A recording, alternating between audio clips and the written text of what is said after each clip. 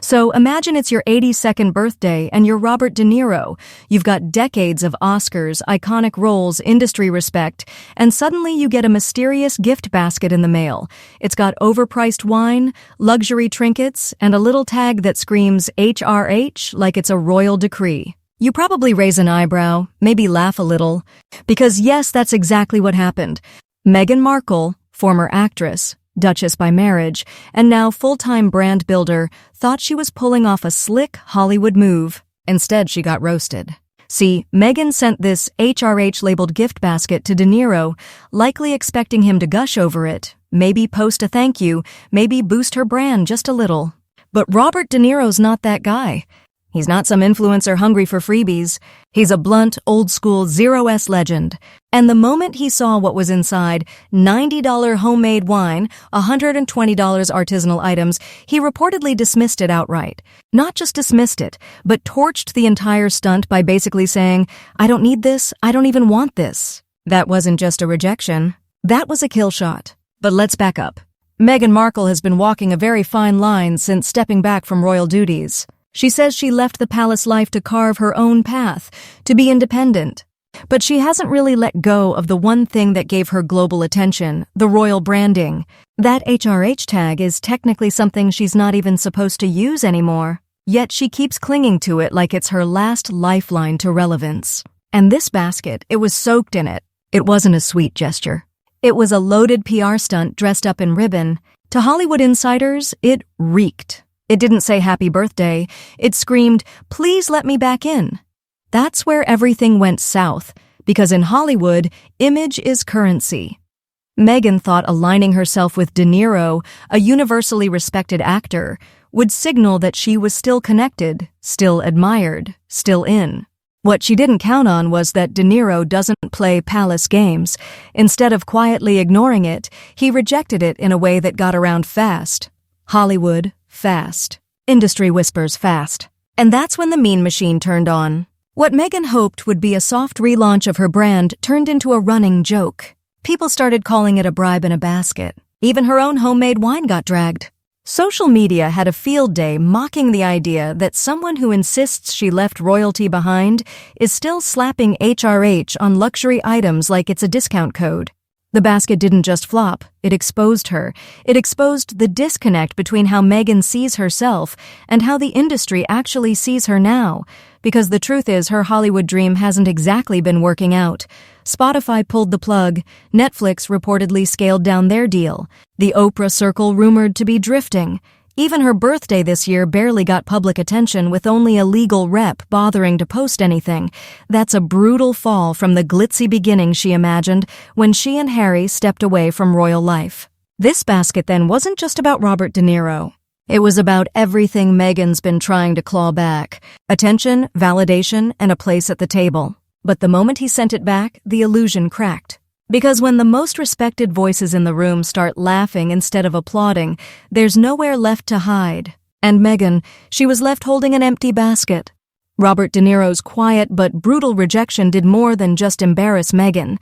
It blew the lid off a strategy she's been running on for years.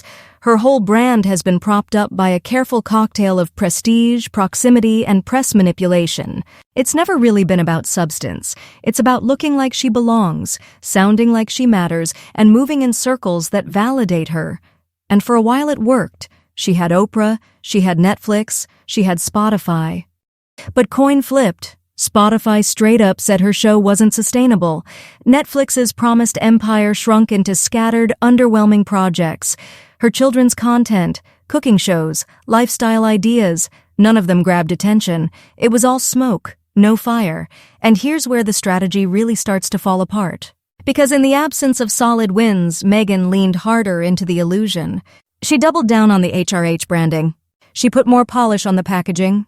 She tried to create the perception of demand by sending out lavish baskets and hoping someone important would bite. But no one did. Because the second the product stops delivering, the packaging starts looking like a distraction. And that's exactly how De Niro saw it. This wasn't a warm, thoughtful gesture. It was a clumsy move to tie herself to his name, a shortcut to relevance. And to someone like him, that's insulting. He doesn't need Meghan's wine. He doesn't want her royal drama. He definitely doesn't want to be dragged into a PR ploy thinly disguised as a birthday gift. What's worse is how public the humiliation became. The story leaked fast, not just the rejection, but the way it happened, the tone, the comment, the bluntness of it. It wasn't a soft no. It was a rejection that made people smirk, and in a town like Hollywood, smirking is fatal. Suddenly, the Duchess isn't just seen as disconnected. She's seen as desperate, and desperation has a scent. Celebrities started distancing themselves. There were no posts of support, no influencers defending her. Not even a thank you. But not for me. Just silence. Because in this world, being aligned with someone who looks like they're trying too hard is a liability. Meghan became radioactive not because of any one mistake, but because of the pattern, the missteps, the overreach, the empty flexing. And this time, the rejection couldn't be buried. It wasn't just a gift basket. It was a message, one that said, "We see what you're trying to do. It's not working." The whole thing felt overproduced, underthought, and weirdly hollow. And then came the money question. Why was she pouring hundreds of dollars into vanity gifts when reports about financial pressure were already swirling? The Spotify fallout, the Netflix pullback, the whispers about Harry's upcoming memoir being the last card they could play. Suddenly, her expensive PR gestures weren't just annoying, they felt tone-deaf. In an era when audiences are smarter than ever, throwing money at branding without backing it up doesn't scream success. It screams insecurity.